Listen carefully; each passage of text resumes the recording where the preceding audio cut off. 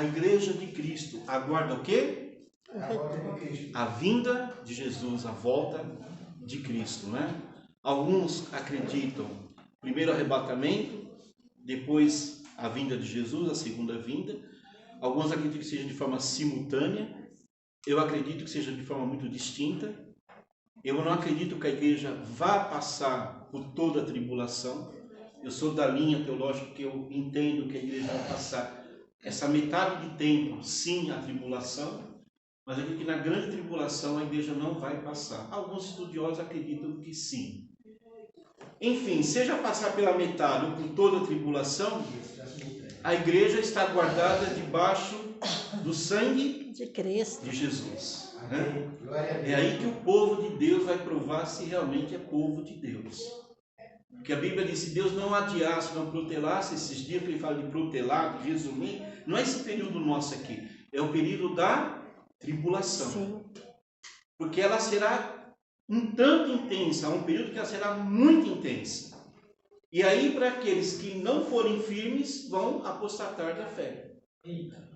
Entretanto, eu nunca vi a igreja crescer tanto, senão mediante a perseguição, que é o que nós vamos ver aqui em Atos dos Apóstolos. Por que a igreja crescia, pastor?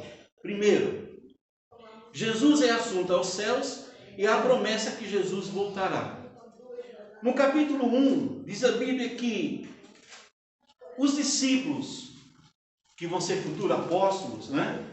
Como Tiago, entre outros, e a família de Jesus, eles estavam onde? Constantemente. Atos 1,14. Alguém lê para nós? Atos 1,14. Todos esses perseveravam unânimes em oração com as mulheres, com Maria, mãe de Jesus, e com os irmãos dele. Então, Atos 1,14 nos afirma que os discípulos, sendo futuros apóstolos, já como apóstolos, a mãe de Jesus, a família, etc., todos permaneciam e perseveravam unânimes em que lugar? No templo de Jerusalém. Fazendo o que, irmãos? Orando. E suplicando. Né? E suplicando a Deus. Ora, uma coisa importante, irmãos, que a igreja vivia. Olha aqui para o pastor. A igreja, ela não vivia de oração. A igreja vivia em oração. Eu costumo dizer essa frase que Paulo diz, né? Orai sem cessar. Não é fácil a gente viver uma vida em oração. É disciplina. Senão você não consegue orar. Às vezes eu ficava olhando para homens de Deus que no seu depoimento ficam dias de oração, horas em oração. Eu falo, Deus, como que era isso? E quando você vai exercitando, você vai aprendendo a ficar na presença de Deus. E quando você fica na presença de Deus, você aprende uma coisa. Você fica na dependência do Espírito Santo. Aí você começa a orar por coisas que nem você vê na tua mente. Mas o Espírito Santo lança sobre a tua mente.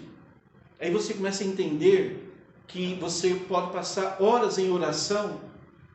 E quem vive essa experiência, você sabe que é pouco tempo. O tempo parece que é pouco. Às vezes eu vejo depoimento de homens de Deus que oravam e que oram hoje, no nosso dia atual. Às vezes uma única frase, às vezes só adorando, glorificando a Deus. E nem sempre é pedir, é só adorando a Deus, só glorificando ao Senhor. Como que é isso?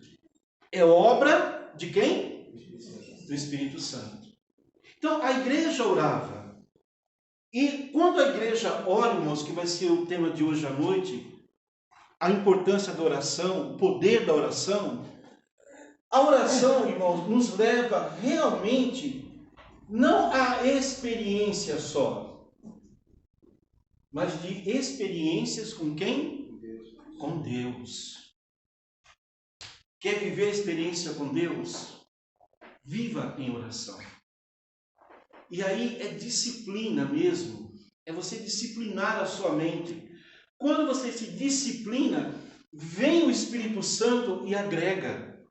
Imagina Jesus para escolher um dia, em poucas horas, 12 homens que estariam junto com ele no seu ministério.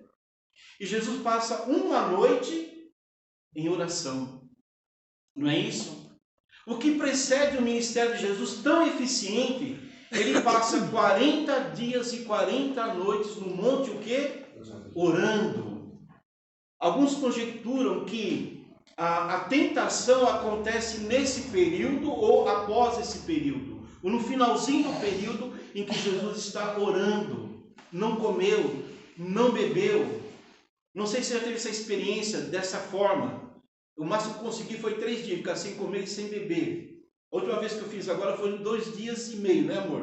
Não consegui mais, quando eu disse de tontura, eu falei, ixi, tem que comer.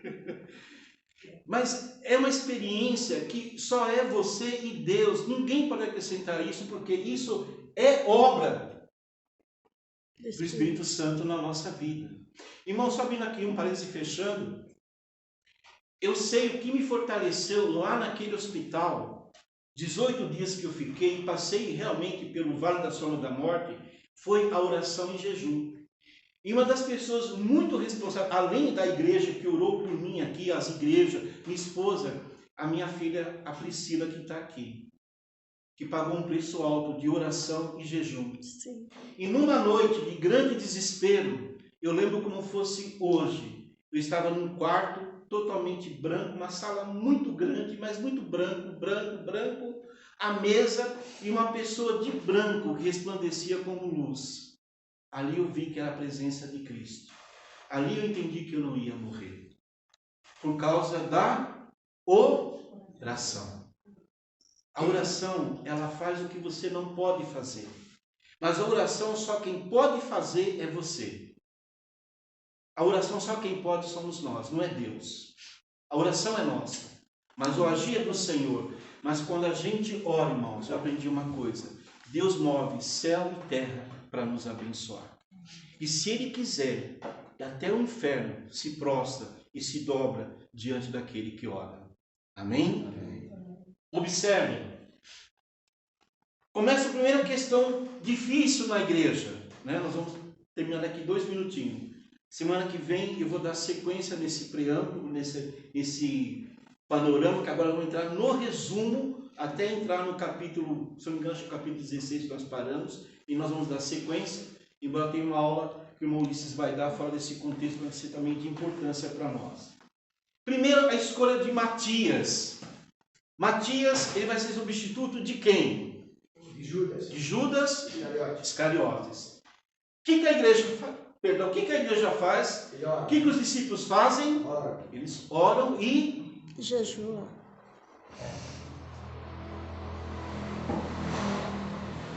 O que é o ato de jejuar? Sempre eu falo para a igreja. O ato de jejuar, irmãos, é o ato de se esvaziar de si mesmo. É o ato de nós mortificarmos a nossa carne. E vivificamos quem? O Espírito.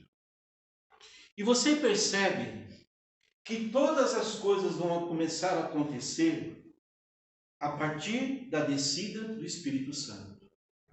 Mas para que essa descida do Espírito Santo acontecesse, olha o preâmbulo de todas as coisas. Se é que está em ordem cronológica o que Lucas escreve, que nem sempre podemos asseverar que os textos estão em ordem cronológica, ok? Mas o fato é que na nossa Bíblia, o que precede a descida do Espírito Santo é que havia uma situação para ser resolvida. Quem iria substituir Judas Iscariotes? Os discípulos, os apóstolos, começam a orar e jejuam, até que o Espírito Santo, versículo 24, diz assim: e orando disseram, tu, Senhor, que conhece o coração de todos, revela-nos qual desses dois tem escolhido. Que era quem? José, chamado Barsabás, cognominado Justo, ou Matias. Haviam 2 pessoas para esse cargo, né? Para essa lacuna.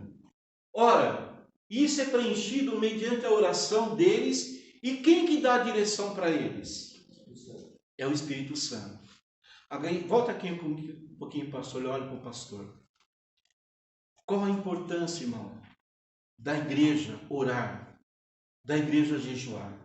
Porque a igreja e o seu pastor, quando você orar pelo seu pastor, você tem que orar para que o Espírito Santo conduza-nos em tudo na nossa vida.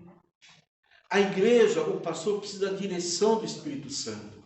A igreja precisa da direção do Espírito Santo. Eu costumo dizer que a estratégia, ela é imprescindível. Um planejamento é imprescindível. Mas estratégia e planejamento sem o Espírito Santo é obra do homem. O que é pelo Espírito Santo é aquilo que Deus determina, o que Deus orienta, o que Deus aconselha, o que Deus mostra. Veja, Senhor, Tu conheces o coração, o Espírito Santo prescruta o coração do homem? Sim ou não? Sim. Sim. Se Ele prescruta, Ele sonda, Ele escolhe. Vocês compreendem que não foi os apóstolos que escolheram? Mas quem escolheu literalmente foi o Espírito Santo. E por ele escolher, ele revela aos apóstolos, à igreja, quem seria o substituto de Judas, que é o Espírito Santo. Aí eu termino a aula, nós vamos falar do ano que vem, que é baseado na descida do Espírito Santo, que se cumpre a palavra, né? Diz a Bíblia no capítulo 2, assim que ao cumprir-se o dia de Pentecostes, estavam todos reunidos no mesmo lugar. De repente veio do céu um som, Atos 2:1, ok? Um vento impetuoso encheu toda a casa onde estavam sentados, e apareceram distribuídas entre eles línguas como de fogo, e os pousou uma sobre cada um deles, e todos ficaram cheios do Espírito Santo, né? E passaram a falar em outras línguas, segundo o Espírito lhes concedia que falassem. Outra coisa importante entendemos aqui, quando a Bíblia diz assim, olha, no versículo 9, diz assim, versículo 8, e como os ouvimos falar, cada um em nossa própria língua materna. Vamos explicar o seguinte, aqui nesse momento não é o dom de línguas que você vê nas igrejas pentecostais, irmãos. Eu quero esclarecer bem a esse a respeito. Haviam vários dialetos. Vamos pensar o seguinte. Imagine se estivesse aqui conosco um japonês, que fala a sua língua natural, um italiano, um francês, e aí sucessivamente. E Deus se revela àquele grupo. Deus traz coisas insondáveis ao coração do homem. Deus traz coisas inescrutáveis.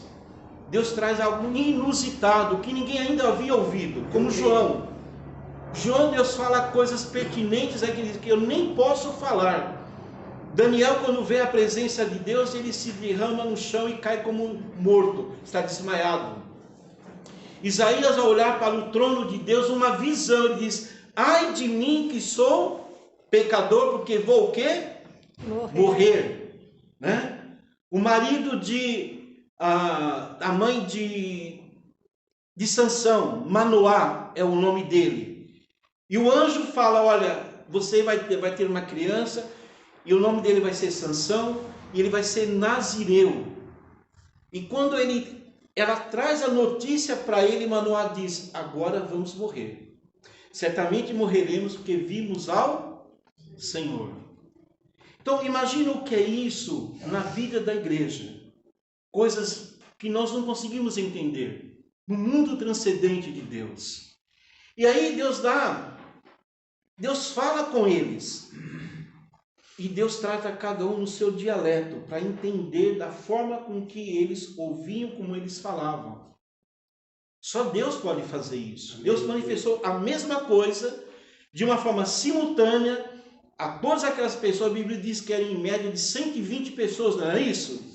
E ouviam falar a respeito das coisas pertinentes de quem? De Deus, das coisas do céu. E todos entendiam na sua própria língua. E alguns diziam, estão bêbados. E aí Pedro entra em defesa no seu discurso, dizendo, não, ainda é muito cedo, né? Esse horário tal. E aí eles entendem que é o derramar do Espírito Santo. A semana que vem nós vamos continuar nesse assunto que é, com a descida do Espírito Santo tudo muda. tudo é transformado. Agora o Evangelho vai ser pregado de uma forma intrépida. Deus vai quebrar barreiras do inferno. Deus quebra alguns paradigmas. Exemplo, religiosidade, idolatria, feitiçaria, falsos profetas. Deus começa a quebrar vários paradigmas. É mesmo se você pensar o seguinte: o Evangelho chega lá na cidade de Filipos. Deusa Diana. Imagine uma das cidades mais religiosas e pagãs em nosso país. Nós temos lá o Padre Cícero, lá na Bahia. Aqui em São Paulo é onde? Aparecida.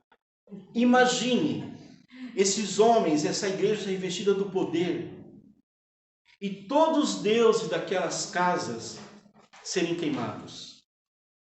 Daquele momento em diante, os que viviam vendendo santinho estão dizendo: de que vamos viver agora? Porque não vamos vender mais santos. Aí vem o padre e se converte a Cristo, o sacerdote, o pagão, o que fazia promessa, o que fazia novena, o que levava para casa em casa santa, que rezava, que benzia. Isso não funciona mais.